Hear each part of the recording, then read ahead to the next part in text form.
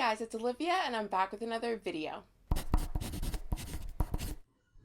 So this week we're going to do another YouTube tips video. This is something I just found out about this week when I was just going through the back end of my channel trying to change some things, see if I could optimize some videos, and I came across this and I didn't see anyone else making a YouTube video about it, so I decided to make one. So a few years ago, YouTube introduced end screens, which were basically a replacement for annotations, and they're these clickable elements that you see at the end of videos. You see circles for channels, and you see rectangles if they're linking to a video or to a playlist or something like that. We've all seen these end screens, right? And I was going through my videos and I realized that you can change the size of your end screens. So I'm gonna go onto my computer and show you guys what I mean. So now we're on my channel and we're on my content tab. So if I go to this video, which was a video I uploaded a couple of weeks ago, and I go to details, and then if I scroll down and go to end screen, you can see that I have one that's best for viewer, a subscribe bubble, as well as a playlist to my Uber Eats playlist, because this is an Uber Eats related video, right? So as you can see, these are just the default sizes. Like for example, if I add an element, let me just add a random video. As you can see, this is the default size. They all line up in size, right? So let me just get rid of this one real quick. So if you click on one, for example, if I click on this Uber Eats video, you can see that it gets this border and it gets these 4 dots.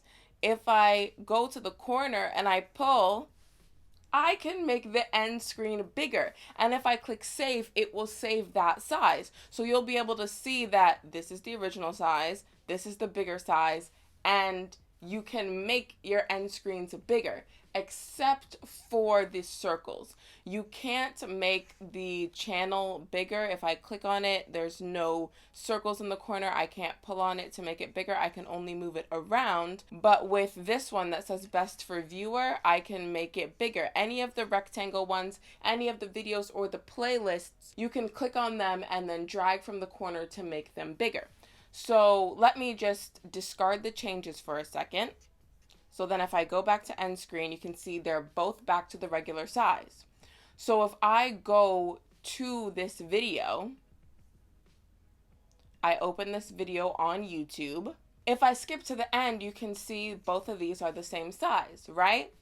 So then if I go back to the video details and I go to the end screen, and then I select my Uber Eats playlist and I drag to make it bigger and save, and then I go back to the same video and go to the end, you can see that it's bigger now. So if I toggle between these two tabs, this is what it was before, this is what it is now.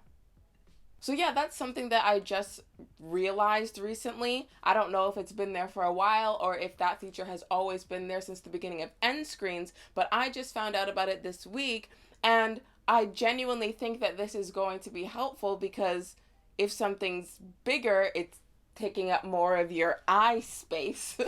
And so I feel like people are going to be more likely to click on it.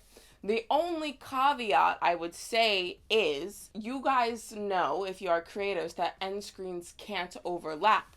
So if I go back to video details and I go to end screens, this works because of the current layout of my end screens. I have one video, one playlist, and a subscribe bubble, right? However, some people tend to put 4 videos. So let me just do that really quickly. So as you can see, I have 4 rectangles now. I have 3 videos and a playlist, right? So some people like to do this and they put 4 videos. However, if you were to drag and make them bigger, make them their full possible size, then they would end up overlapping. So if you're a person who typically puts 4 videos or 4 playlists or 4 of the rectangles, then by making them bigger, you will no longer be able to fit all 4, because the size will make them overlap.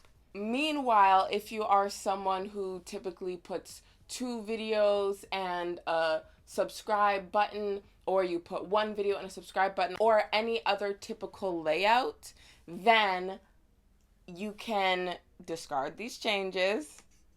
You can fit them and maybe even make a couple of them bigger. Like, for example, if I were to move this subscribe button up here, then I wouldn't be able to make this one full size because it would overlap, but I'd definitely be able to make it a little bit bigger.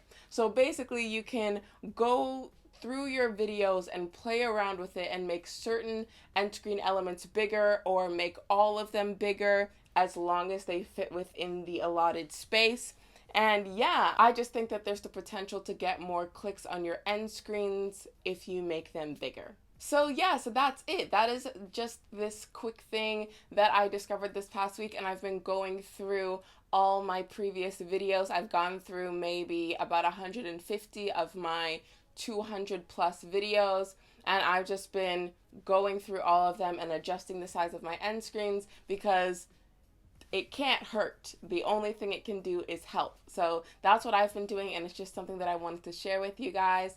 And yeah, I hope that I was able to help you with your end screens. So that's all for this week's video. I hope you enjoyed it. If you did, give it a thumbs up. If you think your friends will enjoy it, be sure to share it with them.